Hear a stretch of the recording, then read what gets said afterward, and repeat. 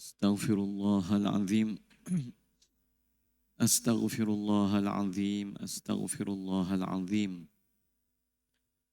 Alladzi la ilaha illa huwal hayyul qayyum wa atubu ilaih. Assalamualaikum warahmatullahi taala wabarakatuh. Bismillahirrahmanirrahim. Alhamdulillahi rabbil alamin.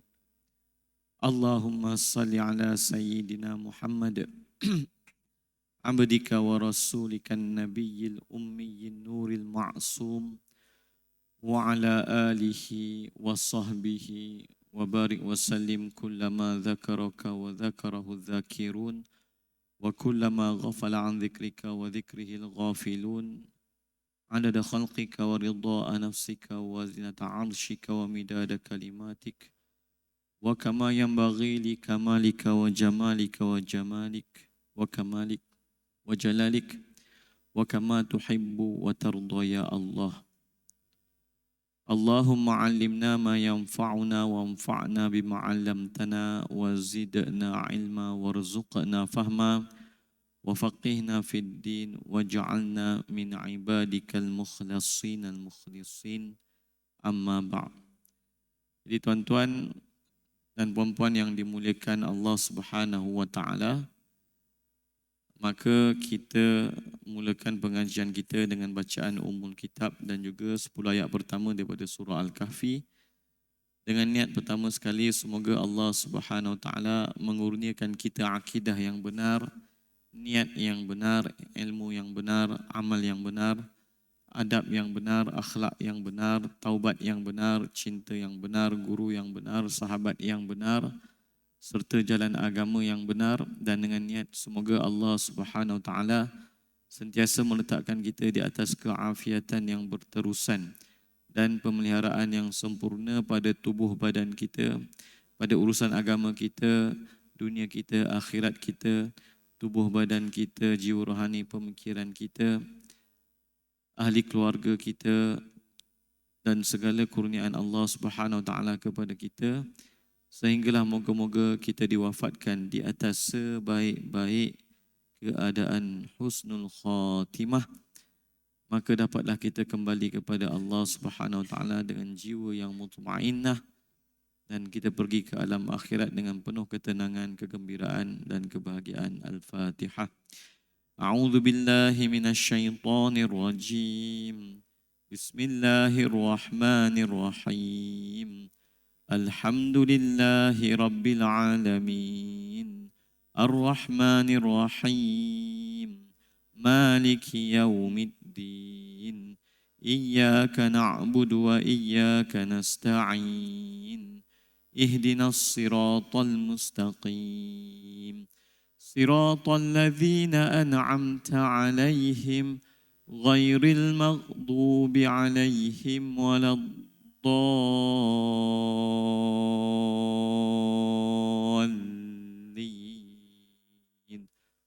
Amin. Bismillahirrahmanirrahim. Alhamdulillahilladzi أنزل على عبده الكتاب ولم يجعل له عوجا قيما لينذر بأسا شديدا من لدنه ويبشر المؤمنين الذين يعملون الصالحات أن لهم أجرا حسنا ماكثين فيه أبدا وينذر الذين قالوا اتخذ الله ولدا ما لهم به من علم ولا لآبائهم كبرت كلمة تخرج من أفواههم إن يقولون إلا كذبا فلعلك باخع نفسك على آثارهم إن لم يؤمنوا بهذا الحديث أسفا إنا جعلنا ما على الأرض زينة لها لنبلوهم أيهم أحسن عملا وإنا لجاعلون ما عليها صعيدا جرزا أم حسبت أن أصحاب الكهف والرقيم كانوا من آياتنا عجبا إذ أوى الفتية إلى الكهف فقالوا ربنا آتنا من لدنك رحمة وهيئ لنا من أمرنا رشدا صدق الله العظيم. وقال النبي صلى الله عليه وسلم من يريد الله به خيرا يفقهه في الدين اللهم فقهنا في الدين وعلمنا التأويل أما بعد. بسم الله.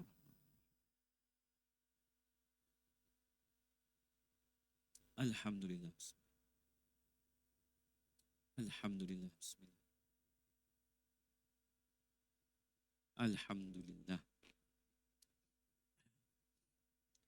Alhamdulillah tuan-tuan yang dimuliakan oleh Allah Subhanahu wa taala. Maka alhamdulillah kita dapat menyambung semula pengajian kita pada kitab 50 Aqidah Ahlussunnah wal Jamaah, penjelasan sifat 50, dan kita masih lagi berada pada perbahasan ketuhanan. Memang kita tak nafikan dan perkara ini sangat penting ditekankan. Perbahasan yang paling berat dan perbahasan yang paling bahaya dan sangat perlu kita berhati-hati adalah perbahasan ketuhanan. Pada zaman ini begitu banyak golongan yang menyebarkan kefahaman berkenaan ketuhanan dengan kefahaman yang sesat lagi menyesatkan, bahkan sangat dekat dengan kufur. Maka oleh sebab itulah apabila kita nak memahami tentang perbahasan ataupun pegangan berkaitan ketuhanan ilahiyah, ilahiyat, maka tak boleh tidak kita kena ambil daripada pegangan yang disepakati dan dipegang oleh para ulama muktabar yang menjadi jaminan, yang diberi jaminan keselamatan oleh Rasulullah sallallahu alaihi wasallam apabila Rasulullah sallallahu alaihi wasallam menyebut tentang as-sawadul a'zam. Jadi memang kita kena benar-benar berhati-hati. Kerana ketergelinciran pada perkara ini sangat menakutkan. Boleh membatalkan iman. Tapi rasa macam beriman. Ini yang paling menakutkan. Maka moga-moga Allah Subhanahu Wa Taala memberi kita kefahaman akidah seperti mana yang Allah kurniakan kepada Rasulullah sallallahu alaihi wasallam, para sahabat, para imam dan ulama mujtahid muktabar dan majoriti umat Islam. Maka kita telah pun melihat perbahasan berkenaan dengan sifat iradah. Sifat iradah yang sangat berkaitan dengan perbahasan sifat wahdaniyah, dan yang kita akhiri dengan berkenaan dengan wahdaniyatul af'al. Apabila kita masuk pada perbahasan wahdaniyah, maka sifat yang kita bahaskan adalah keesaan Allah pada zat, keesaan Allah pada sifat, dan keesaan Allah pada af'al, pada perbuatan. Dan kita dah terangkan bahawa sifat wahdaniyah ataupun sifat esa, keesaan Allah Subhanahu Wa Taala adalah merupakan sifat yang paling penting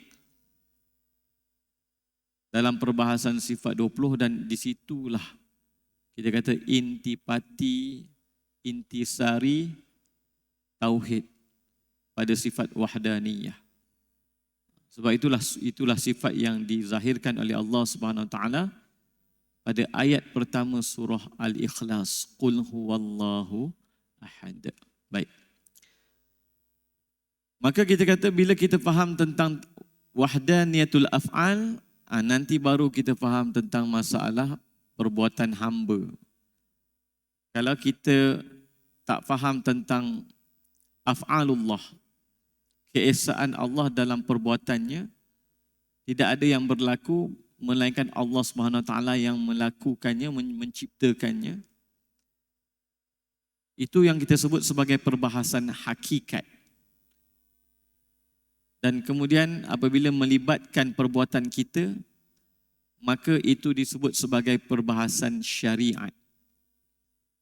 Maka bila kita berbicara tentang perbuatan halal, haram, makruh, sunat, harus ini kita berbicara tentang perbuatan manusia. Perbuatan manusia dihukumkan atas perbuatan dia. Tapi hukum-hukum syarak ini tidak diletakkan pada perbuatan Allah Subhanahu Wa Taala, tidak. Kerana tidak ada sesuatu apa pun yang meletakkan hukum pada Allah Subhanahu Wa Taala dan tak berhak pun meletakkan sebarang hukum pada Allah Subhanahu Wa Taala. Seperti mana kita sebut, kalau Allah nak tentukan orang ni kemalangan, Allah nak tentukan anak kecil ini sakit, Allah nak tentukan orang yang jahat itu kaya. Hak Allah mutlak. La yus'alu amma yaf'al, tidak ditanya apa yang Allah lakukan, tentukan, kehendakkan. Tak ditanya. Wahum yus'alun, yang kita ditanya nanti syariat nanti, perbuatan kita. Tapi nanti kita masuk bab kasab, perbuatan kita nanti. InsyaAllah sampai bab kasab. Tapi kita kena faham, kita bukan macam golongan Jabariyah. Golongan Jabariyah buta mata syariat. Jadi dia kata kita tiada perbuatan melainkan perbuatan Allah. Kita ni ibarat bulu yang diterbangkan, ditiupkan angin. Jadi mereka hanya melihat hakikat. Wallahu khalaqakum wa ma ta'malun. Allah mencipta kamu dan apa yang kamu kerjakan. Oh, Jabariyah, dua-dua boleh sebut. Syariat, mereka buta. Golongan Qadariyah pula buta hakikat. Mereka kata semua perbuatan ni perbuatan manusia. Allah tak tahu pun. Maksudnya ketika Allah mencipta manusia, Allah tak tahu manusia ni akan berzina, akan mencuri, akan membunuh. Mereka nak menyucikan Allah pada perbuatan maksiat. Tetapi mereka buta mata hakikat. Allah menentukan seseorang itu berzina. Allah menentukan seseorang itu mati dalam kufur. Adakah kita nak kata perbuatan Allah itu haram? No. Allah, hak mutlak Allah. Hakikat. Kita, siapa yang berzina, siapa yang membunuh, mencuri, hukumnya hukum syariat. Jadi kita ni tuan-tuan ahli sunnah wal jamaah tidak buta mata hakikat, tidak buta mata syariat. Ada nas Al-Quran dan hadis pada maqam hakikat. Ada nas Al-Quran dan hadis pada maqam syariat. Ada nas hakikat dan syariat ni datang berasingan. Ada yang datang bersama. Kalau datang bersama, contohnya macam kita selalu sebut, innallaha la yughayyiru ma biqaum. Allah tak mengubah nasib satu kaum. Itu hakikat. Hatta yughayyiru ma bi anfusihim, sehingga mereka mengubah nasib mereka. Itu syariat. Jadi kata Imam Ibnu Ajibah dalam kitab syarahnya Iqadhul Himam. Ini bukan rekaan saya tuan-tuan. Ada ayat Al-Quran datang maqam hakikat. Ada ayat Al-Quran datang maqam syariat. Ada ayat Al-Quran datang maqam hakikat dan syariat. Dalam hadis pun ada sebut, Rasulullah anjur kita beramal. Ya Rasulullah, aku nak jadi temanmu di syurga. Bantu dengan banyakkan sujud. Tapi dalam hadis yang lain, Rasulullah sebut, sesungguhnya seseorang itu tak masuk syurga dengan amalannya. Tetapi semata-mata dengan rahmat Allah. Hatta kamu ya Rasulullah. Ya, tetapi Allah melimpahkan atau menenggelamkan aku dalam rahmatnya. Itu maqam hakikat. Itu hadis maqam hakikat.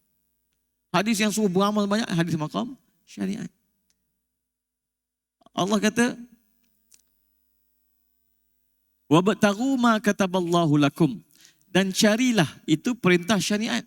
Ma kataballahu lakum, dan apa yang Allah telah tentukan bagi kamu rezeki, itu hakikat. Kamu kena cari rezeki, itu syariat. Tapi fahamilah rezeki itu telah ditentukan oleh Allah, itu hakikat.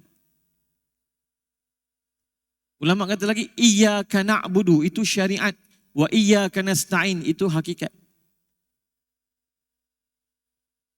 Semata-mata kepadamu, ya Allah, kami beribadah. Tetapi semata-mata kepadamu, ya Allah, kami meminta pertolongan hatta untuk kami beribadah. Kami beribadah kepadamu, tapi nak beribadah kepadamu pun kami perlukan pertolonganmu, perlukan ketentuan kehendakmu. Kalau engkau tak berkehendakkan kami beribadah, kami tak akan mampu melakukan ibadah. Jadi sebab tu ahli sunnah wal jamaah sempurna pandangannya hakikat dan syariat. Dia tahu mana maqam ayat berkenaan dengan Allah, serah itu hak mutlak Allah SWT. Kita, perbuatan kita dihukum dengan hukum syariat. Itu dah kita pun telah melihatnya tuan-tuan yang dimuliakan oleh Allah SWT. Tidak ada perkara yang berlaku melainkan itu Allah yang menciptakannya. Tak ada. Kita tidak mencipta apa-apa. Kita dah terangkan berkali-kali perkara ini. Kita hanya ada usaha. Cipta, tak ada langsung mencipta.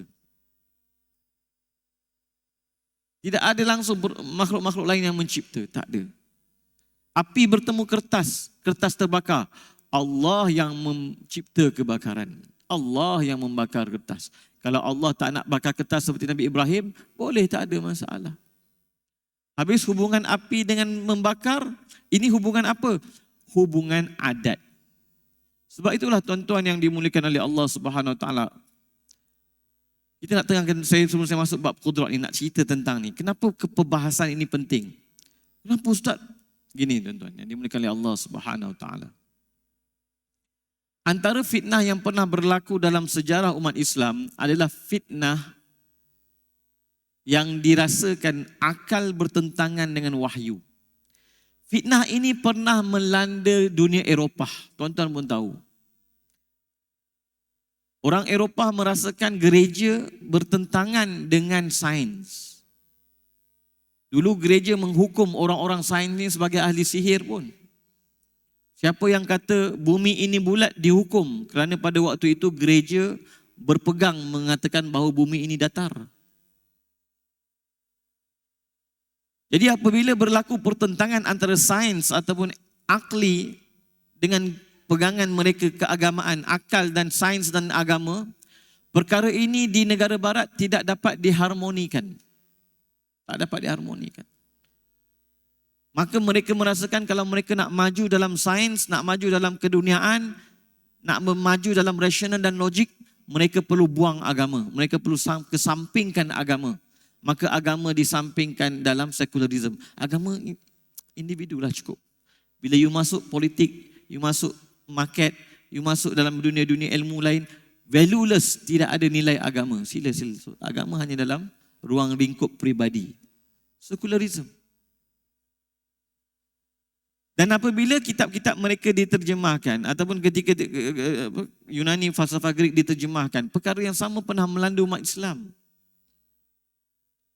Sehingga kan mereka merasakan kalau kita berpegang dengan akal rasional, kita kena tolak beberapa ayat Al-Quran. Maka fitnah ini menyebabkan satu, kita panggil pertelingkahan yang besar. Tetapi datang imam kita Abul Hasan Al-Ash'ari berjaya mengharmonikan di antara pandangan akal dan pandangan syarak. Nas akal dan nas syarak. Bila api membakar kertas, bagaimana pandangan akal melihat, sains melihatnya? Bila api membakar kertas, bagaimana pandangan akidah seorang Muslim melihatnya? Jadi alhamdulillah kita berjaya mengharmonikan kedua-dua pandangan agama nas syarak. Allah kalau tak nak api membakar, maka Allah boleh jadikan api tak membakar Nabi Ibrahim. Tapi perbuatan kita hari-hari sebagai satu orang ahli sains, ambil api letak dekat kertas terbakar. Ambil api kalau bakar orang bakar. Macam mana nak harmonikan ni? Sebab itu adanya perbahasan tentang kudrat yang kita akan tengok, ta'aluk nanti, iradat dan sebagainya. Apa yang berlaku ialah apabila perkara ini selesai, maka sains dan agama tidak dilihat bertentangan dalam tamadun Islam. Tamadun Islam tidak berkembang dengan kepercayaan sains dan agama itu bertentangan. Kerana apa? Ulama kita telah mengharmonikannya. Maka api membakar kertas, kita boleh kata ini hukum adat, hukum sebab musabab. Allah membakar kertas itu hakikat. Ada bertentangan, tak ada masalah. Kita makan makanan yang kita makan mengenyangkan, itu hukum adat, hukum sebab musabab. Hukum hakikat, Allah yang mencipta kekenyangan, bukan makanan yang mencipta kekenyangan. Jadi dengan perbahasan ulama kita ini, maka sains ataupun ilmu akli dan juga wahyu tidak dilihat bertentangan dan boleh ditafsirkan secara harmoni.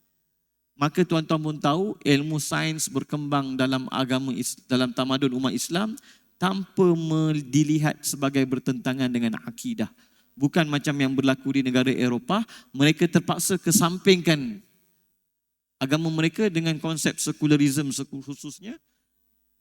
Kenapa? Bagi mereka agama akan dilihat bertentangan dengan logik dan rasional. Jadi ini sebab tu bila kita faham sifat 20, bila kita belajar sains, kita tak akan rosak akidah kita. Tak akan rosak akidah kita. Tuan-tuan boleh tengok sekarang ni orang sains barat kebanyakannya ateis. Kebanyakannya tak percaya Tuhan. Bahkan kami belajar dulu, mereka kebanyakannya boleh dikategorikan sebagai tabi'iyun. Mereka mempertuhankan apa yang mereka panggil sebagai tabiat, nature. Mereka panggil Tuhan mereka nature. Orang sains ni panggil Tuhan mereka nature. Nature creates that. Nature creates that. Tak percaya agama Tuhan. Sebab tu bila belajar sains, mereka jadi ateis. Kita umat Islam, adakah sains kita kefahaman kita tentang sains akan membawa kepada ateis? Tidak. Sebab apa? Sebab pengharmonian tentang hakikat dan syariat ini, pengharmonian tentang hakikat dan sebab musabab ini, pengharmonian tentang af'alullah dengan af'alul ibad dan af'al makhluk ini telah pun diharmonikan dalam sifat 20. Telah diharmonikan dalam sifat 20. Ataupun pengajian Tauhid Ahli Sunnah wal Jamaah, kita lah panggil sifat 20, tak ada masalah pun. Nak panggil sifat 50 ke sifat 20 ke Tauhid Ahli Sunnah wal Jamaah ke, tak ada masalah. Yang penting dengan formula ataupun dengan penjelasan yang diletakkan oleh ulama kita dalam sifat 20, maka kita pun faham. Okey, ini hukum adat. Hakikatnya begini. Apa yang berlaku dalam sains ni sunnatullah. Allah dan qadar Allah begini, syariat Allah begini. Jadi kita jelas. Walhamdulillah. Sebab tu kalau siapa yang tidak faham tentang masalah nanti kita akan tengok taksir nanti, maka bila dia belajar sains nanti dia akan faham yang mencipta tu barang adalah objek lain mencipta objek lain. Tak. Kita tak macam tu. Itu adalah sebab musabab yang dipertemukan oleh Allah dan Allah menciptanya. Jadi akidah kita tak bertentangan dengan kefahaman sains. Tak ada masalah. Alhamdulillah. Baik. Maka tuan-tuan yang dimuliakan oleh Allah Subhanahu Wa Taala, pagi ini kita masuk pada muka surat 112. Saya recap juga tu, supaya kita faham. Alhamdulillah. Sebab tu sains berkembang tanpa membahayakan agama kita. Bahkan dalam ilmu, dalam sejarah umat Islam, oleh kerana ulama Asy'ariyah ni menggabungkan antara akal dengan nakal, apa yang berlaku? Lahirlah ulama-ulama kita yang ahli sains juga ahli agama. Seperti Imam Fakhruddin Ar-Razi yang disebut sebagai Syekhul Ma'qul wal Manqul. Beliau ahli matematik, beliau ahli engineering, beliau ahli sains falak. Letaklah apa-apa sains, beliau antara pakarnya. Dalam masa yang sama beliau ulama besar tafsir kabir. Ulama Asy'ariyah ni, beliau adalah ulama usul fiqh, ulama besar mazhab Syafi'i, bahkan wafat pada 606 Hijrah dan disebut sebagai mujaddid pada kurun yang ke-6.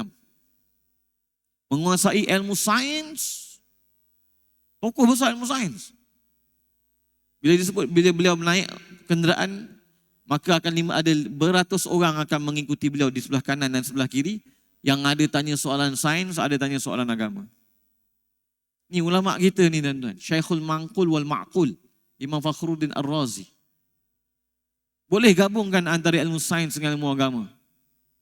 Mahir kedua-duanya. Baik. Maka kita pada pagi ini masuk pada muka surat yang ke-112. bab qudrat. Bab sifat qudrat. Bab sifat qudrat ni biasanya yang penting bab ta'alluq lah. Kita akan tengok nanti insya-Allah. Maka kata guru kita, di antara sifat wajib bagi Allah adalah sifat qudrat. Kena beza antara sifat dengan alat. Tangan itu alat. Sifat itu berkuasa. Allah berkuasa tak berhajat pada alat. Allah berkuasa dan maha suci daripada alat. Jadi sebab tu ulama kata, golongan yang mengatakan Allah ada tangan ni, mereka tak dapat beza antara sifat dengan alat. Mereka mengatakan sifat Allah tu bertangan. Sebenar-benarnya mereka menisbahkan pada Allah alat, bukan sifat. Wal-iyazubillah. Ini ada perbahasan kaitan dengan mutasyabihat akan datang insya-Allah. Allah maha kuasa atau berkuasa mewujudkan semua perkara yang mungkin. Yang ini mungkin. Sesuai dengan kehendaknya. Jadi Allah, kita kena faham, berkuasa mewujudkan yang mungkin. Yang wajib dan mustahil, kita kata tak termasuk dalam ta'alluq sifat kudrat. Itu kena faham. Jangan kata, kalau ditanya, boleh tak Allah nak mencipta isteri baginya? Kita kata, oh, Allah lemah daripada mencipta isteri. Itu kata-kata yang sangat biadab dan kurang ajar. Ulama tak ajar kita guna istilah tidak mampu atau lemah kepada Allah. Ya, mustahil bagi Allah mencipta baginya isteri. Tapi cara kita menyebut dan melafazkannya, jangan guna kata Allah tidak berkuasa. Jangan cakap macam tu. Tidak berkuasa, lemah. Ini semua bahasa-bahasa kurang ajar. Bahasa-bahasa kurang biadab terhadap Allah Subhanahu Wa Taala. Habis nak sebut macam mana? Sebab kita dah tahu Allah berkuasa atas tiap-tiap sesuatu. Tetapi sesuatu di situ maksudnya perkara yang mungkin, yang harus. Isteri bagi Allah perkara mustahil. Anak bagi Allah perkara mustahil. Sekutu bagi Allah perkara mustahil. Tak boleh kita kata Allah boleh mencipta anak baginya, Allah boleh mencipta isteri baginya, Allah boleh mencipta Allah yang lain. Ataupun Allah boleh menjelma jadi manusia. Ini mustahil. Habis nak kata Allah lemah. Boleh tak kalau orang tanya, boleh tak Allah nak menjelma jadi manusia? Kalau kita kata tak boleh, oh maknanya Allah lemah jugalah. Macam ni punya bahasa, wal-iyazubillah, boleh rosak akidah. Jadi macam mana nak berbahasa apabila nak menisbahkan kuasa, sifat kudrat Allah pada perkara mustahil? Maka kita kata sifat kudrat Allah tidak berta'alluq. Tidak berta'alluq pada perkara mustahil. Sifat Allah tidak berta'alluq pada perkara yang wajib. Maknanya sebahagian golongan tertentu mengiktikadkan bahawa Allah menciptakan sifat baginya. Dulu Allah tak berkuasa, Allah mencipta sifat baginya. Dulu Allah tak bersemayam atas arash bagi di mereka. Lepas Allah cipta arash, Allah boleh mencipta sifat bersemayam ke atas arash baginya. Duduk atas arash. Sesat, tuan-tuan. Allah maha suci sempurna secara azali. Kalau bagi mereka Allah boleh mencipta perubahan ke atas dirinya, wal-iyazubillah, wal-iyazubillah. Oh, dia kata Allah ala kulli syai'in qadir. Sebab tu mereka kata Allah kalau nak duduk atas nyamuk pun boleh. Bagi mereka Allah tu duduk atas arash. Tapi kalau Allah nak duduk atas nyamuk pun boleh. Ini ada golongan Wahabi bau serang saya, tuan-tuan. Dia kata Abdullah Jalil menolak akidah istiwa Allah alal arsh. Astaghfirullahaladzim. Kita semua beriman dengan Ar-Rahmanu alal arsh istawa. Tak ada orang beriman, tak ada orang Muslim pun mereka beriman dengan Ar-Rahmanu alal arsy istawa. Kita beriman, tapi dengan makna yang dikehendaki Allah. Bukan dengan makna sesat yang dikehendaki oleh mereka. Kita beriman dengan ayat Al-Quran, kita menolak tafsiran dan kefahaman sesat mereka terhadap ayat Al-Quran. Itu kena faham. Bila kita tolak kefahaman mereka tentang ayat Al-Quran, mereka kata, kita tolak ayat Al-Quran. Kita sebut duduk, tiba-tiba dia kata kita tolak istiwa. Itu kata, pembohong kaki fitnah palsu. Waliyahzubillah. Jadi sebab tu tuan-tuan, ulama mengajar kita bahasa beradab. Bila perbahasan ta'aluk ni kenapa? Supaya kita tahu adab. Jadi Allah maha berkuasa atas tiap-tiap sesuatu. Tapi kalau mencipta isteri baginya, itu perkara mustahil. Tidak berta'aluk sifat Allah pada kudrat pada perkara mustahil. Jangan kata lemah, tak boleh. Jangan kata macam tu, itu bahasa biadab. Dia dalam pembahasan ahli sunnah, semua dah lengkap, dah habis, dah selesai dah tuan-tuan. Kita belajar dengan betul sahaja. Baik. Sedangkan dalil bahawa Allah wajib memiliki sifat kudrat. Seandainya Allah itu tidak maha kuasa, pasti Allah itu lemah. Ini dalil akli ijmali. Dalil akli ijmali, kalau kita tidak mengiktikadkan Allah bersifat dengan kuasa, Allah akan bersifat dengan lawannya. Lemah. Dan itu mustahil. Mustahil bagi Tuhan bersifat dengan kekurangan sifat lemah. Itu jelas dalil akli ijmali. Seandainya Allah itu lemah, pasti dunia ini tidak ada.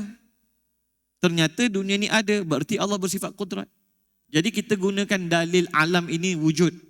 Tapi kita tahu alam ini bukan wujud dengan sendirinya, dicipta oleh Allah. Tapi, apa kita panggil? Alam ini telah wujud. Dan Allah takkan, apa kita panggil? Tuhan ataupun Allah tidak akan mampu mencipta alam kalau Allah tidak bersifat dengan kuasa, kalau Allah bersifat dengan lemah. Maka wajiblah bagi Allah itu bersifat dengan kuasa. Itu dia panggil apa? Dalil akli ijmali. Alam dah ada. Mustahil Allah boleh mencipta alam sekiranya Allah itu lemah. Maka wajib Allah itu bersifat berkuasa. Itu jelas. Ini dalil yang simple kita panggil. Dalil paling asas. Dalil akli ijmali. Baik. Kerana itu mustahil Allah memiliki sifat yang bertentangan, iaitu sifat lemah. Itu jelas, dalil akli ijmali. Kemudian guru kita bawa mai pula hadis, ayat Al-Quran, dalil an-naqli. Allah SWT berfirman, surah Al-Ma'idah 120, wa huwa ala kulli syai'in qadir. Dan dia ke atas tiap-tiap sesuatu maha berkuasa. Dia ke atas tiap-tiap sesuatu maha berkuasa. Tiada yang lain. Maka ini dalil naqli ayat Al-Quran. Dalil akli ijmali awal lagi. Tapi guru kita tak sebutlah ini dalil akli ijmali, ini dalil naqli. Cuma kalau kita belajar sebahagian kitab, dia ada buat perbezaan. Itu antara kitab-kitab silibus akidah Al-Azhar. Mereka ada buat perbezaan. Nah, ini dalil ijmali, dalil akli, dalil. Sebenarnya dah ada dalil. Jadi kita, Allah sendiri sebut, Allah Maha Qadir. Allah berkuasa atas tiap-tiap sesuatu. Tapi tiap-tiap sesuatu tu sesuatu yang termasuk mustahil dan wajib ke? Tidak. Ini hanya perkara mungkin. Bukan maknanya kalau Allah itu berkuasa atas tiap-tiap sesuatu yang wajib. Kita kata Allah wajib bersifat dengan berkehendak dan berkuasa. Oh, mula-mula Allah tak ada sifat tu, Allah cipta sifat tu untuknya. Ini bukan akidah yang sesat. Berbeza dengan setengah-setengah golongan yang tertentu mengatakan Allah boleh mencipta sesuatu perkara pada dirinya. Ibarat apa? Kerana tak faham tuan-tuan. Sebab apa? Mereka pun terpaksa terima arash itu makhluk. Mereka kena terima arash itu makhluk. Kalau mereka kata arash itu Tuhan, habis syirik. Dan mereka menetapkan kewujudan Allah dengan arash. Bagi mereka Allah bertempat berada di atas arash. Jadi kalau kita kata, bagaimana kamu boleh mengatakan bahawa Allah berubah selepas Allah mencipta arash? Habis sebelum Allah mencipta arash, bagaimana kedudukan Allah? Mereka pun membawa konsep Allah boleh mencipta sesuatu yang baru pada dirinya. Kita tak. Kan Allah wala makan wa huwal ana ma alaihi kan. Allah telah wujud secara azali. Dan wala makan, tidak ada tempat pada waktu itu. Tidak ada makhluk bernama tempat. Wa huwal ana ma alaihi kan. Dan setelah Allah mencipta tempat seperti arash, syurga, neraka, langit, bumi. Setelah Allah mencipta semua arash, wa huwal ana ma alaihi kan. Allah tetap berada seperti mana, Allah tetap wujud seperti mana wujudnya sebelum menciptakan tempat. Jadi wujud Allah tak boleh dinisbahkan Allah tu di atas arash ke, di bawah arash ke, di atas alam ke, di luar alam ke, bersebelahan dengan alam ke, meliputi alam ke, bersambung dengan alam ke, berpisah dengan alam ke. Sebab apa? Wujud Allah tidak dinisbahkan dengan mana-mana wujud makhluk. Jadi kalau kamu kata Allah tu wujud atas arash, ataupun bawah arash, ataupun atas alam, ataupun berpisah dengan alam, tak bersambung dengan alam, kamu masih lagi menisbahkan wujud Allah pada wujud makhluk. Seolah-olah Allah itu berubah setelah menciptakan makhluk. Ini akidah sesat. Tapi untuk mereka tak menyesatkannya, oh Allah boleh mencipta perubahan, benda baru pada dirinya. Jadi dulu Allah tak bersemayam atas arash, tak duduk atas arash. Bila Allah cipta arash, Allah boleh cipta diri dia duduk atas arash. Sesat. Minta maaf tuan-tuan. Jadi sebab tu, perkara ni perlu diberitahu sebab kita berada pada zaman syubhat. Orang menyebarkan akidah Tuhan di langit, Tuhan bertempat di arash, Tuhan ini secara terang-terangan dalam video, dalam YouTube, dalam Facebook. Orang yang tak mengaji akidah, memanglah, betul ada ayat Quran. Tak, kita dah terangkan, itu bukan dalil, itu syubhat dalil. Mereka menggunakan syubhat dari dalil, bukan dalil. Ya, baik. Ayat di atas menegaskan bahawa Allah Maha Kuasa atas segala sesuatu. Maksudnya sesuatu yang mungkin, yang harus ada, harus tiada. Iaitu makhluk lah. Tak termasuk anak, isteri, sekutu dan sebagainya. Nanti kita akan tengok nanti. Saya cuba habiskan bab qudrat ni tuan-tuan. Tak susah pun. Dalam hadis yang sahih juga dijelaskan. An Jabir ibn Abdullah radhiyallahu anhuma, daripada Jabir bin Abdullah radhiyallahu anhuma, qala kana Rasulullah sallallahu alaihi wasallam yuallimuna al-istikharata fil umuri kulliha. Sesungguhnya Rasulullah sallallahu alaihi wasallam mengajar kami untuk melakukan solat sunat istikharah ataupun doa istikharah pada semua perkara. Jadi sebab itulah kita dalam fiqh ulama kita, ulama mazhab Syafi'i, membahagikan solat sunat istikharah tu kepada istikharah mutlaqah dengan istikharah muqayyadah. Istikharah mutlaqah ni ramai ulama sufi buat. Ulama-ulama sufi memang buat. Saya bersahabat dengan satu orang syekh tarikat, memang amalan dia. Biasa lepas awal-awal pagi mereka akan buat. Dipanggil istikharah mutlaqah. Iaitu, ya Allah, dia tidak diikat dengan mana-mana hajat tertentu. Ya Allah, sekiranya satu perkara itu baik untuk aku, maka mudahkan aku baginya dan seterusnya. Tanpa menentukan perkara apa-apa. Tapi kalau kita ada hajat tertentu, seperti kita tak tahu, nak masuk USIM ke nak masuk UM contohnya. Dapat tawaran dua-dua kan. So kita pun buat istikharah. Nak pilih nak masuk USIM ke, nak masuk UM ke, ataupun nak pergi yang tempat-tempat lain. Itu dia panggil istikharah muqayyadah. Istikharah secara terikat pada tujuan tertentu, pilihan tertentu. Jadi kita minta Allah bagi kita apa kita panggil panduan ataupun petunjuk untuk kita memilih mana satu, nak USIM ke, nak UM ke, ataupun nak tempat lain contohnya. Tapi itu dia panggil istikharah muqayyadah.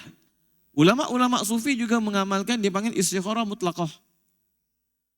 Iaitu setiap hari kita pilih, ya Allah, segala keputusan ataupun segala pilihan, segala perkara yang aku nak buat, kalau baik mudahkan, kalau susah jauhkan. Nah, semua perkara ini dipanggil istikharah mutlaqah. Tapi ramai yang tak faham tentang istikharah mutlaqah. Setengah orang dia faham kalau istikharah saja mesti muqayyadah, mesti terikat dengan sesuatu pilihan, bukan semua pilihan hidup. Jadi orang sufi sangat tekankan surah istikharah, amalan istikharah. Kerana apa? Kama yu'allimuna surata minal Quran. Seperti mana Rasulullah mengajar kami satu surah daripada Al-Quran. Fil umuri kulliha. Jadi ulama sufi bila baca hadis ni, minta istikharah dalam segala perkara. Kerana apa? Kerana Rasulullah mengajar istikharah kepada para sahabat seperti Rasulullah mengajar surah daripada Al-Quran. Maka mereka buat istikharah mutlaqah. Tiap-tiap hari. Yaqulu idza hamma ahadukum bil amri. Maka Rasulullah SAW bersabda, sekiranya salah seorang daripada kamu ada kerisauan atau hama ni pada masa akan datang. Kalau sedih pada masa yang lepas. Hama ni sekiranya ada satu perkara di masa akan datang yang merisaukan kamu tak tahu nak pilih yang mana, nak buat yang mana. Dapat tawaran kerja dekat luar negara. Nak pergi ke tak nak? Contohnya. Falyarka' raka'ataini min ghairil faridah. Maka hendaklah dia rukuk 2 rakaat. Jangan rukuk je tuan-tuan. Ni kalau orang baca literal, Rasulullah rukuk je lah. Mana ada sujud, mana ada takbir, mana ada tahiyat, duduk tahiyat. Ini namanya itlaqul juz'i, itlaqul ba'di wa iradatul kull. Dipanggil dalam majaz, dalam ilmu balaghah. Sebut sebahagian, makna semua. Macam kita kata bertasbih lah. Kita pun sebut subhanallah, alhamdulillah, wa la ilaha illallah, Allahu akbar. Saya suruh tasbih je. Bukan suruh tahlil, takbir, tahmid. Tak. Ulama kata bila sebut bertasbih itu maksudnya berzikirlah. Tapi sebut sebahagian. Maksud semua. Bila Rasulullah kata rukuklah 2 rakaat. Maksudnya sembahyanglah 2 rakaat. Bukan rukuk je. Fatihah kena baca dan lain-lain. Itu yang kata tuan-tuan baca hadis ni. Kalau literal habislah hancur. Min ghairil faridah, yang bukan 2 rakaat fardu. Thumma liyaqul, kemudian hendaklah dia mengucapkan, Allahumma inni astakhiruka bi'ilmik wa astaqdiruka biqudratik. Ya Allah, sesungguhnya aku meminta pilihan dengan ilmu-Mu dan aku meminta ketentuan dengan kudratmu. Aku minta kekuatan dengan ilmu, aku meminta kebaikan dengan ilmu-Mu atau pilihan dengan ilmu-Mu, dan aku minta kekuatan atau ketentuan dengan kudratmu. Jadi biqudratik, dan hadis ni hadis sahih. Bila Rasulullah sebut biqudratik, maknanya sifat kudrah bagi Allah Subhanahu wa taala itu jelas. Ini dalil hadis sahih. Jadi kita tengok dalil akli ijmali. Dah tengok dalil Al-Quran. Kemudian guru kita buat main lagi dalil hadis sahih. Sebab kalau dalam akidah hanya hadis mutawatir, sahih dan hasan sahaja yang boleh jadi hujah. Ini sahaja. Hadis mutawatir, sahih dan hasan. Hadis di bawah tu tak boleh jadi hujah. Di bawah tu tak boleh jadi hujah. Bab akidah. Bab beramal boleh. Sebab tu bab hadis sahih ni, hadis dhaif ni kita kena bezakan antara 3 perkara. Ini golongan Wahabi memang amat jahil bab ni. Satu, tentang kehujahan. Boleh tak hadis sahih, hadis dhaif dijadikan hujah dalam agama untuk mewajibkan sesuatu, meletakkan i'tiqad sesuatu, mengharamkan sesuatu? Tak boleh. Untuk menjadi hujah tak boleh. Wal amal, bagaimana untuk beramal dengan walaupun tak boleh jadi hujah, boleh tak beramal? Ya, boleh beramal pada perkara yang tak bertentangan dengan kaedah prinsip syariat. Boleh. Jadi orang yang beramal dengan hadis dhaif berbeza dengan berhujah dengan hadis dhaif. Golongan Wahabi, kerana kejahilan mereka dan kerana tak faham ilmu hadis, bila kita beramal dengan hadis dhaif, mereka menyangka kita berhujah dengan hadis dhaif. La haula wala quwwata illa billah. Kamu tak faham beza antara berhujah dengan hadis dhaif dan beramal dengan hadis dhaif. Dan yang ketiga, berhati-hati, dia panggil ihtiyat. Ada hadis dhaif kata tak boleh makan ini. Ada hadis dhaif kata ni wajib. Maka ulama kata tak jadi wajib, tak jadi haram. Tapi jatuh hukum makruh, jatuh hukum sunat. Dia panggil ihtiyat. Jadi kita kena bezakan antara berhujah dengan hadis dhaif, beramal dengan hadis dhaif, dan berhati-hati dengan hadis dhaif. Itu pakai kaedah, 3 kaedah yang kena faham jelas. Tidak habis duk bergaduh. Tak, ulama dah bincang dah, selesai dah tuan. Selesai dah. Wa as'aluka min fadlikal azim, dan aku memohon daripada-Mu, daripada kurniaan-Mu yang agung-agung, yang besar-besar. Fa innaka taqdir wa la aqdir, Engkau maha berkuasa ya Allah, aku tak berkemampuan. Wa ta'lamu wa la a'lam, Engkau mengetahui dan aku tak mengetahui. Wa anta 'allamul ghuyub, dan Engkaulah yang maha mengetahui bagi perkara-perkara yang gaib-gaib. Jadi hadis ini secara jelas dan terang menisbahkan sifat kudrat kepada Allah Subhanahu wa taala. Jadi Guru kita mulakan dengan dalil akli ijmali, dalil Al-Quran, dalil hadis. Itu kaedah ulama kita, simple. Tiba-tiba ada yang kata, orang kata sifat 20 tak ada dalam Al-Quran ataupun tak ada dalam As-Sunnah. Astagfirullahaladzim. Dan yang saya pelik, ada orang boleh percaya lagi. Itu yang pelik tu. Orang yang membuat dakwaan ni, dia ada kepentingan dia ada ketaksuban dia. Tapi kita sebagai umat Islam Ahli Sunnah wal Jamaah, takkanlah sifat 20 ataupun akidah Ahli Sunnah wal Jamaah, takkanlah sifat kudrat itu tak ada dalam Al-Quran dan Sunnah. Aduh. Bila dia kata sifat 20 ni dia benar akidah Yunani, la ilaha illallah, la ilaha. Kita dah terangkan, kenapa kita akli nakli. Ini jalan mengharmonikan wahyu dan akal. Wahyu dan akal ni harmoni. Kita belajar ilmu akidah sifat 20, wahyu akal. Dalil akli, dalil nakli. Kita tak ada masalah. Islam tidak pernah mencela akal. Yang ada pencelaan terhadap ra'yun, pandangan. Akal tidak pernah dicela dalam Islam. Bahkan ulama kata, akal ibarat mata, wahyu ibarat matahari. Matahari kalau bercahaya terang macam mana pun, mata buta tak nampak. Mata terang macam mana pun tak ada cahaya, gelap juga. Jadi akal dengan wahyu tu ibarat mata dengan matahari. Kamu buang salah satu, gelap. Oh, tak boleh guna akal. Astagfirullahaladzim. Tak boleh guna akal. Astagfirullah. Itu kadang-kadang saya, minta maaf, kadang saya dengar ada beberapa ustaz yang menyebut tak boleh guna akal. Astagfirullahaladzim. Tak, kita kena faham, ada perkara-perkara dalam ibadat dan syariat ni yang tak boleh difahami dengan akal. Yang tak boleh difahami dengan akal. Seperti mana kalau ulama kata kenapa sembahyang maghrib 3 rakaat, sembahyang isyak 4 rakaat. Contohnya. Tak boleh nak faham dengan akal.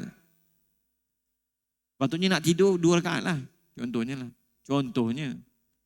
Ada benda yang boleh difahami dengan akal, ada benda yang tak boleh difahami dengan akal. Bukan maksudnya jangan guna akal. Dalam agama, bukan. Dia panggil maqulul makna, ghairi maqulul makna. Ulama dah bincang, tuan-tuan. Saya selalu tekankan, ulama telah menjawab segala syubhat dan tuduhan sesat golongan ini. Dah selesai. Tak perlu kita nak respon sangat pun, tak perlu nak. Tak, ya. Mengaji, belajar kitab yang betul, itu yang penting. Dalam hadis sahih di atas ditegaskan bahawa Allah memiliki sifat kudrat dan sifat ilmu. Sifat kudrat atau kekuasaan Allah, objeknya atau subjeknya kepada sesuatu yang mungkin ada dan tidak ada. Menurut akal yang sihat. Jadi, kudrat itu ta'aluknya, subjeknya adalah pada perkara-perkara yang boleh ada, boleh tiada. Allah nak cipta kucing bertanduk, boleh. Boleh.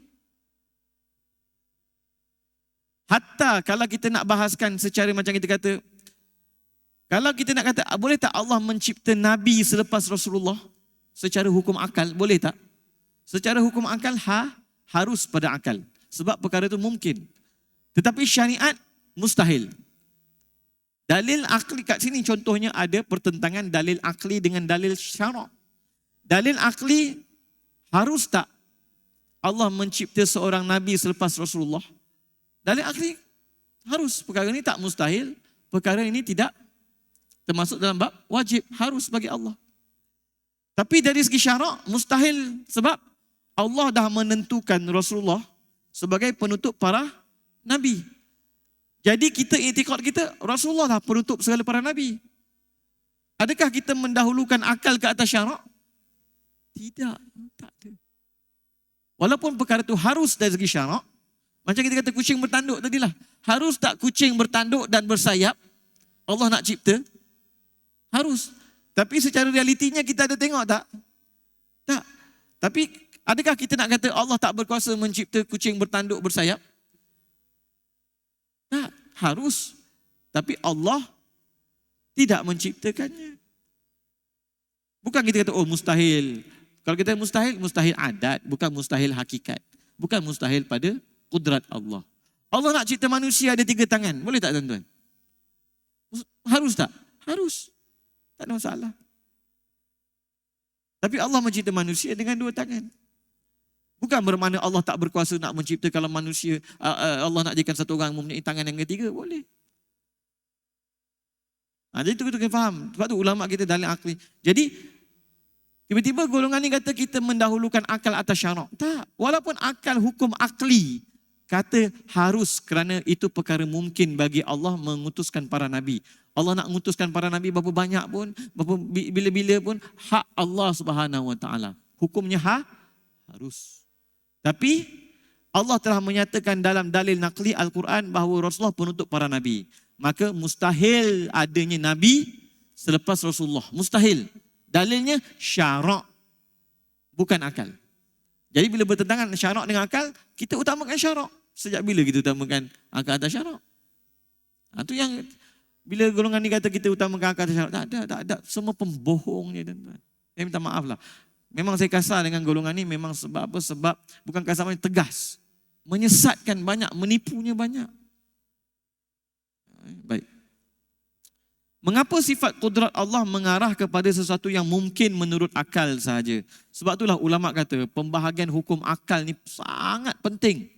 Kamu tak akan faham tentang sifat perbahasan sifat 20 kalau kamu tak faham apa yang disebut sebagai wajib akal, mustahil akal dan harus akal. Kata kami Syekh Ali Jumaah datang ketika baru ni, beliau menyebut perbahasan akidah kalau kamu tak faham tentang hukum akal, apa yang harus pada hukum akal, apa yang wajib pada hukum akal, apa yang mustahil pada hukum akal. Kalau kamu tak faham ni, memang susah nak faham perbahasan akidah.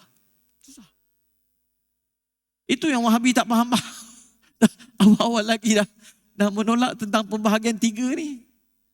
Dia kata ini pembahagian Aristotle. Kita kata ini bukan pembahagian Aristotle, ini pembahagian sejak zaman Nabi Adam lagi. Rasional tu telah ada, istilah tu sahaja muncul pada ataupun kemuncak perbahasan rasional ni berlaku pada zaman tamadun Yunani dan Greek. Ada perbahasan sebab apa kita dah terangkan dulu tentang munculnya golongan sufi stoiyah. Sebab golongan sufi stoiyah macam kita sebut, dia tak kata adanya wajib akli, adanya mustahil akli, adanya harus akli. Bagi mereka semua subjektif. Sama subjektif. Itu dipanggil indiyah ataupun semua boleh tolak inadiyah ataupun semua tak mencapai tahap yakin, semua benda boleh adalah ragu-ragu, dia panggil la adriyah. Maka golongan ini yang mengatakan semua benda subjektif, semua benda boleh diragui, semua benda boleh ditolak, maka datang beberapa tokoh-tokoh golongan ilmu tokoh-tokoh Yunani dan Greek mengatakan bahawa no, you punya pandangan tu salah. Sebenarnya dalam logik ni ataupun dalam hukum akal ada benda yang wajib, ada benda yang sunat, ada benda yang harus, ada benda yang mustahil. Dan kita kata kewujudan Allah, kewujudan pencipta bagi alam ini wajib akli. Wajib akli. Wajib syar'i memang wajib syar'i. Wajib juga secara akli. Dalilnya begini. Takkanlah kalau kata kita kalau macam tu, orang Yunani juga yang mula-mula menyusun ilmu matematik. So, kita tolak ilmu matematik. Sebab apa? Sebab Yunani yang buatnya. Macam tu ke, tuan-tuan? Astaghfirullahalazim. Ilmu matematik ke ilmu rational logical ini ada dalam undang-undang ciptaan ataupun memang perkara yang telah ada, istilah sahaja disusun. Jadi jangan jadi, tu kata, golongan Wahabi memusuhi 3 perkara ni. Mantik, majaz, takwil. Mereka menamakan ini taghut, kepala kekufuran. Bagi mereka, ini sebenarnya bukan sejarah baru. Bermula pada zaman Ibn Taymiyah dan Ibn Qayyim lagi. Ni, memusuhi 3 perkara ni. Bila mereka memusuhi ilmu mantik, memusuhi ilmu logik, memusuhi takwil dan majaz dalam bahasa Arab, inilah punca mereka jadi literalis. Punca mereka jadi literalis. Sedangkan ulama kita kata, dalam banyak-banyak ilmu falsafah yang datang, dalam banyak-banyak ilmu Yunani yang diterjemahkan, ulama kita hanya mengambil ilmu mantik. Sebab apa? Itu ilmu rasional, ibarat matematik. Itu sahaja. Bukan bermakna kalau datang daripada ilmu matematik, engineering datang atau ilmu sains dan kimia ke datang daripada tamadun lain, kita kena tolak. Bukan macam tu. Siapa ajar macam tu? Tak ada orang ajar macam tu. Rasulullah pun kata al-hikmatu dhalatul mu'min. Baik. Minta maaf dah, 2.30. Jadi saya berhenti di sini dulu sebab saya ada kelas pukul 8 juga. Tapi maknanya, kenapa ulama kita menekankan pembahagian hukum akal? Sebab nanti bila kita nak bahas bab ta'aluk, Dekat sini kita kena tahu, oh ni mungkin akal, harus akal. Jadi sifat kudrat Allah hanya berkaitan dengan perkara harus akli. Adapun wajib akli dengan mustahil akli tak bertakluk dengannya. Macam tu. Jadi kalau tak faham pembahagian hukum akal, sebab tu kalau kita kata pengajian akidah Asy'ariyah bermula dengan biasanya menerangkan tentang hukum akal. Kalau pengajian di sisi ulama Maturidiyah, mereka bermula dengan haqaiqul asya', adanya absolute truth. Absolute truth. Sebab tu bila kita mengaji kedua-dua aliran, Asy'ariyah biasanya bermula dengan pembahagian hukum akal. Ulama Maturidiyah bermula seperti Imam Nasafi dalam akidah Nasafiyahnya, bermula dengan haqaiqul asya' indana thabitah. Di sisi kita ahli sunnah wal jamaah adanya yang kita panggil sebagai kebenaran yang penuh, absolute truth. Sebab apa? Sebab mereka nak menolak golongan yang mengatakan, no, you kata Tuhan 1, 2, 3 semua subjektif. Tak ada. Kita kata no, absolute truth, Tuhan satu, absolute truth. Tuhan Maha Berkuasa, absolute truth. Tuhan Maha Berkehendak, absolute truth. Bukan semuanya benda subjektif ataupun debatable, bukan. Jadi bila kita belajar kedua-dua manhaj, akhirnya sama sahaja. Cuma yang ini biasa bermula dengan pembahagian hukum akli supaya kita dapat faham istilah-istilah kemudian, supaya kita dapat faham ta'aluk dan sebagainya. Dan di sini haqaiqul asya' supaya kita dapat faham bahawa kita bukan macam golongan falsafah ataupun golongan sofis-sofis terdahulu yang mengatakan bahawa semua perkara tidak ada yang absolute truth. Siapa kata Tuhan ada betul, Tuhan tak ada pun betul. Wa'iyahzubillah. Kalau macam tu akidah kita habis. No, kita di sisi kita haqaiqul asya' indana thabitah. Kita absolute truth di sisi kita ada. Sebab tu kita kena faham. Ulama dah selesaikan, cuma macam kita kata belajar daripada orang yang betul sahaja. Tidak, habis. Ini anak kunci. Bila kita faham tentang golongan sofis 3 tu, Indiyah, Inadiyah, la Adriyah, kita akan faham kenapa ulama Maturidi mulakan dengan perkara ini. Bila kita faham tentang pembahagian yang 3 ni, pun sama juga untuk menolak golongan sofis juga. Sebab golongan sofis kata tak ada yang wajib akli ni. Sama. Jadi tuan-tuan yang dimuliakan oleh Allah, ulama kita awal-awal lagi telah menyatakan tentang perkara ini, kemudian dengan istilah ini, pembahagian ini kita akan dapat faham seterusnya. Jadi bila mereka awal-awal kata, oh ini Yunani, habis. Habis. Tak faham. Itu yang meletihkan akal lah. Bukan meletihkan akal. Kamu yang tak faham dan tak nak faham. Benda bukan susah, pun simple, very simple. Baik. Maka insya-Allah kita masuk pada masa akan datang berkenaan dengan mengapa sifat kudrat Allah itu ta'aluknya pada perkara yang mungkin sahaja menurut hukum akli. Kenapa?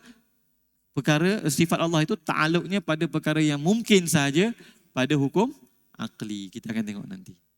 Jadi alhamdulillah kita wahyu akal. Ustaz, ada dalil ke? Terus terang kita sebut dalam surah Al-Mulk, waqalu, dan mereka ahli-ahli neraka berkata, lau kunna nasma'u, kalaulah kami dulu di dunia nasma' mendengar, au na'qilu, ataupun kami berakal, ma kunna fi ashabis sa'ir, kami takkan jadi ahli neraka. Jadi dalam ayat ni Allah dah tunjuk pada kita ada dalil naqli, ada dalil aqli. Lau kunna nasma' au na'qil. Nasma' itu dalil naqli, naqil itu dalil aqli. Jadi dua-dua ada dalam Al-Quran. Jadi tak perlulah kita petikaikan tuan-tuan. Tuan-tuan kita cakap, saya ulang dan ulang, tugas kita masyarakat awam ni mengaji dengan kitab yang betul, guru yang betul. Bab ketuhanan, hati-hati, jangan mudah-mudah percaya dengan apa yang disebut golongan-golongan yang ada dekat internet tu, berbahaya. Ketuhanan, hati-hati. Jangan mudah-mudah, jangan ambil mudah-mudah. Asal ada video lalu, betul. Tak betul. Hati-hati. Moga-moga Allah pelihara kita dan Allah pelihara keluarga kita, diwafatkan semuanya di atas akidah yang benar. Ilmu akidah sangat penting pada zaman ini tentu. Bukan untuk kita saja, ahli keluarga kita juga. Kita tangguhkan dengan tasbih kafarah dan suratul As. Subhanallahi wa bihamdih, subhanakallahumma wa bihamdika, asyhadu an la ilaha illa anta, astaghfiruka wa atubu ilaik. Bismillahirrahmanirrahim. Wal asri innal insana lafi khusr illa alladhina amanu wa amilus salihat wa tawasaw bil haqqi wa tawasaw bis sabr. Assalamualaikum warahmatullahi taala wabarakatuh.